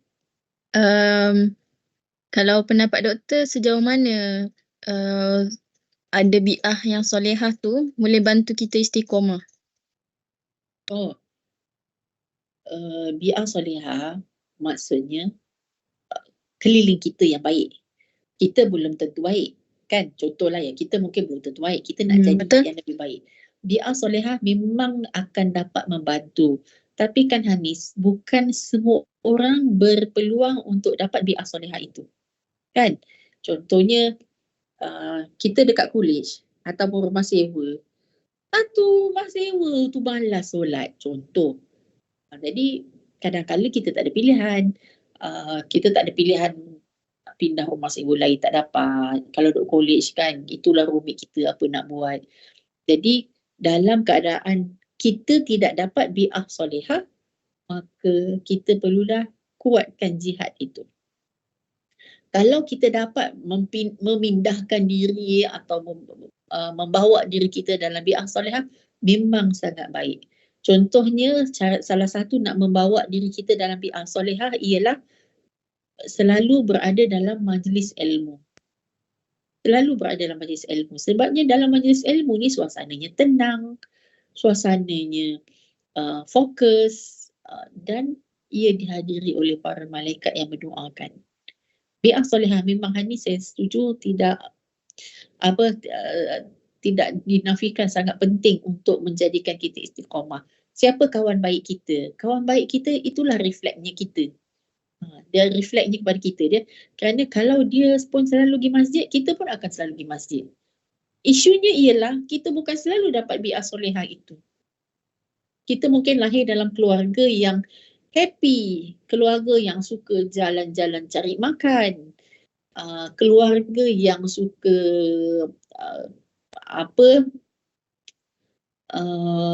yang sibuk kerja, cari duit apa semua. Mungkin keluarga yang berbalah. Keluarga yang dalam family yang suka TikTok, yang nak jadi influencer, yang buat bisnes asal boleh buat duit, dia buat duit. Tak kira halal haram mungkin. Jadi ini yang lebih mencabar lagi. Maka kat situ besarlah jihad. Untuk orang yang menghadapi kesukaran. Kesukaran ini termasuklah para pelajar sekalian, termasuklah orang yang sukar untuk membaca Al-Quran. Maksudnya kalau dia nak baca Quran tu susah. Macam tak fasih sangat, tak tahu sangat mana panjang mana pendek. Ada kan? Jadi nak sebut lafaz dengan pelat ra ke, dengan pelat sin sa, pelat apa mana, tetapi dia baca dengan susah. Dia baca dengan susah. Sesungguhnya orang yang membaca, mengaji Al-Quran ke apa ni dengan yang susah ini, dia berusaha, pahala dia lebih banyak lagi. Pahalanya lebih banyak lagi berbanding orang yang yelah dah hadam, dah laju je kan, baca biasa saja. Pahala dapat tak? Dapat. Tapi orang yang baca dengan kesungguhan ni, Allah dah janjikan lebih banyak pahala. Kita dah jam 4 dah. Alhamdulillah. Barakallahu fikum. Terima kasih semua yang bertahan sehingga akhirnya. Rekod kehadiran dicatatkan dalam Microsoft Team. Kejap lagi saya dapat. InsyaAllah kita jumpa lagi minggu depan. Okey, esok ada tutorial kan? Tutorial yang dengan saya pukul berapa Tutorial hari Selasa.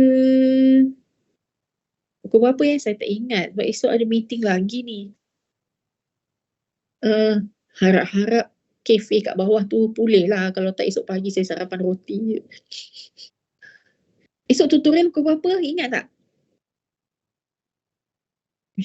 Tak ingat ni. Tapi ingat Sekejap. Aina ke Ain? Siapa ketua kelas? Aina. Aina. Esok tutorial lain dengan saya. Kau apa Aina? Selasa bukan hari Khamis Khamis ke Selasa? Oh, Selasa. Khamis. Ustaz Anwar. La ilaha illallah Muhammad Rasulullah. Okey. So Khamis. Khamis kau apa? 2 dengan 3. Alright. InsyaAllah kita jumpa. Terima kasih semua. Barakallahu fikum. InsyaAllah harap-harap minggu depan kalau dalam kuliah Dewan. Terima kasih. You ketik. Kamu happy-nya. Saya harap Dewan Atma minggu depan mikrofonnya okey, airconnya okey, PowerPoint slide projector pun okey, insyaAllah. Terima kasih semua sekali lagi. InsyaAllah rakaman ada. Saya stop recording. Assalamualaikum warahmatullahi wabarakatuh. Assalamualaikum.